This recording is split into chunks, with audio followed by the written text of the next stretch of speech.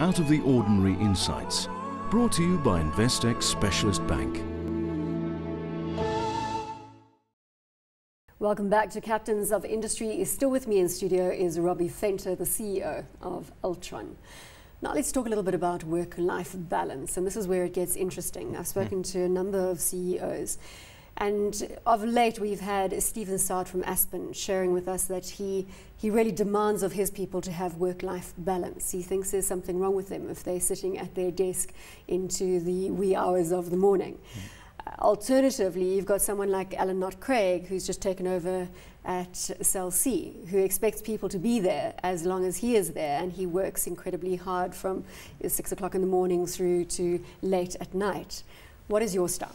Yeah, I think maybe lean a little bit towards the Alan Craig philosophy, but I think in today's time, it's very important to have a good balance between work and home life or family life.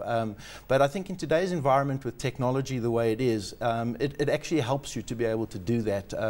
The communications are so much easier, and you can get hold of people at any time of the day or evening through various mechanisms, and that I think helps a lot in terms of getting the right balance. But I like to be in the office and like to have people around me and do things face to face. Do you like, well, you just said you like that physical interaction, but with all the new technology, is it enough that you can get hold of somebody? Yeah, no, the face-to-face ability to communicate and to debate points is always preferable and is always something that I think is more meaningful. But by the same token, one cannot do everything and be everywhere at one time. So a combination of those two is important. How do you define your leadership style? And you must have been asked this many, many times over your career. I think that I would define my leadership style as one as I'm not autocratic, but demanding and challenging, and expect results. Manage people the way people should manage you. So lead by example. If you're telling people to do things one way and you're not demonstrating the same discipline, that sends a very wrong message. So that I think is very important. I tend to be quite collaborative. I like to be inclusive in my management style.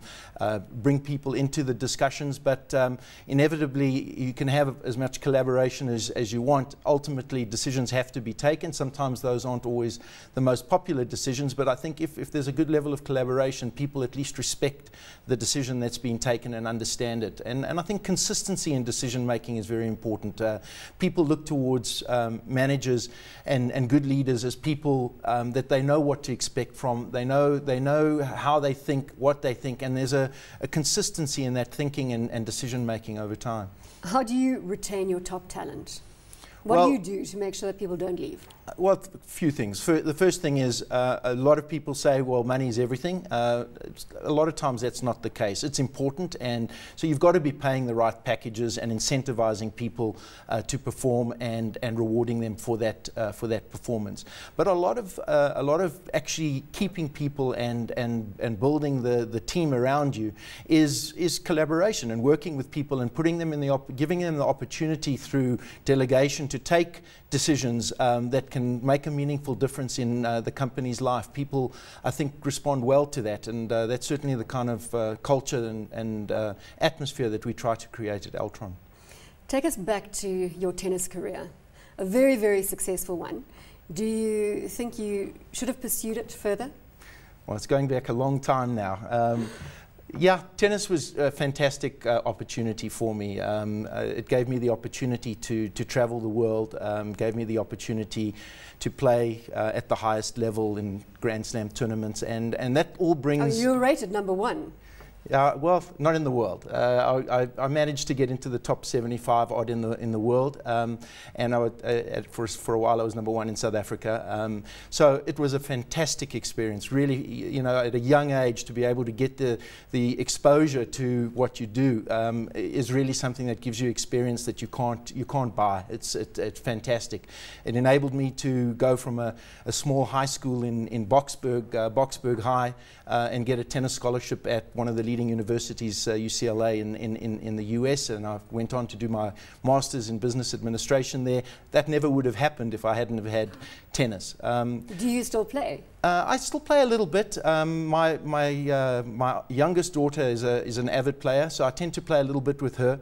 I get a bit of exercise with her. She's getting to the point where she's giving me a good run for my money, so I'm not sure I'm going to continue playing with her, but she's doing really, really well. But to come back to your earlier question around tennis, I think one of the problems that you see around tennis professionals is that there's this feeling, well, next year, and I got to the point where I realistically looked at it and said, look, I'm not going to be top 10 in the world or anything like that. And while I'm still young and had some energy, I could go back to business school and build a career in business. Too often you see on the tennis circuit players that just go into waiting for next year to be the year, and eventually they're in their mid-30s and unable to continue playing professionally, and then they don't have the academic background or the business background, and inevitably they end up being tennis coaches, and I didn't want to see myself doing that. So I'm happy with the decision I took. From a business perspective, do you love what you do? When you get up every day, are you excited about going to the office and executing what you need to execute? Yeah, I'm a firm believer that you've got to keep yourself busy. I find if I go on vacation, I find it sometimes very hard to turn off, especially with all the new technologies that you have. And sometimes, even though you're on vacation or on holiday away from the office, you're still working because it's what you love, what you strive, and what you measure yourself on, and what really drives you day to day.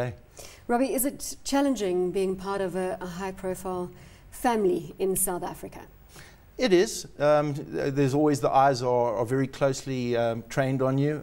You have responsibility. Thank goodness we don't have paparazzi like they do in the US and in the UK. That's correct. So we don't have any of that kind of hassle. But there is the eye is a little bit more on you, and being a senior member in a high-profile family, it comes with responsibility. So you have to take those responsibilities seriously, and the way you portray yourself in the environment, the way you portray yourself at various functions or whatever, people are looking, and people are always looking for something wrong or a flaw, and look to maybe take advantage of that. So you've got to be on your guard all the time. Do you feel that Bill Venter, your father, has imparted his leadership style on you? I think some of the best things about his management style, I certainly have learnt over the years. Attention to detail, entrepreneurial spirit, people, dealing with people and motivating people and getting the most out of people are all things that in the many years I reported to him, I learned firsthand. Was he hard on you? Yeah, he treated both. Still does, as my brother and myself as employees of the company. When I came back to South Africa in 1990, I came from a really nice office in Los Angeles with a view of the sea, working at an investment bank, and next thing I was in this tiny little office in Longlaagte without any windows, trying to sell light fittings, and that's always been his modus operandi. You've got to learn and start right at the bottom. It's the only way you earn respect of your peers, and at the time it was really tough, and you say to yourself, well, this should be easier than this. I've got certain obligations or rights to move quicker within the organization, but in hindsight, looking back at it, it's one of the best things that he could have done, was to put me in a position right at the very bottom of the company, doing menial work in a tough business. That's where you cut your teeth.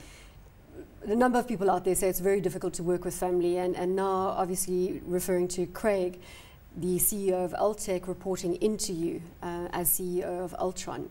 Has there ever been any brotherly rivalry in that relationship? Look, rivalry is always there, and Craig followed a very similar path to me. He was also a tennis player. We went to the same university. We played on the same team. We played each other on the tennis court. We played doubles together, and so you've had, since we were young, you've had obvious comparisons and opportunities for for rivalry. But I have to say it's always been a healthy rivalry. It hasn't been unhealthy.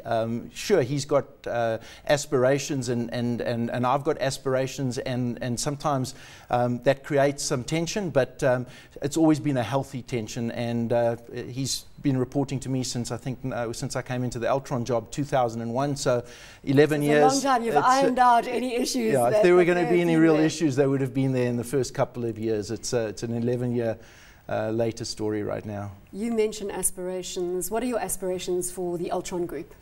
Yeah, I think Bronwyn, I think for me, we were on a really good run up until the recession hit. We were growing our profits, and we were growing our revenues at 12 or 13% a year, our dividends at 12 or 13%.